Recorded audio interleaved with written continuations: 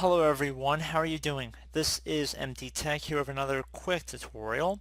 In today's tutorial I'm going to show you guys how to hopefully resolve if you're getting an issue with Excel that it says that the file is corrupted and cannot be opened. So this could definitely be an annoying issue, and in this tutorial I'm going to show you guys on how to hopefully resolve it without too much of a hassle. So we're going to start by right clicking on the file itself that we're having problems with, and then you want to go and left click on properties.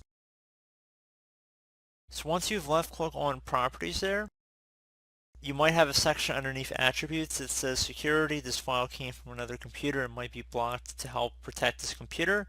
There'll be a box that says unblock. You want to check mark inside the box that says unblock and then left click on apply and OK. Once you're done doing that, then if you went back in and checked the properties like I just showed you, you shouldn't have any options under here. So hopefully that would resolve the issue. Now if it didn't, you're more than welcome again to open up the start menu. We're going to go underneath Excel. We're going to actually open up the application itself. And it might take a moment up here. And then I'm going to go up to the File tab in the top left.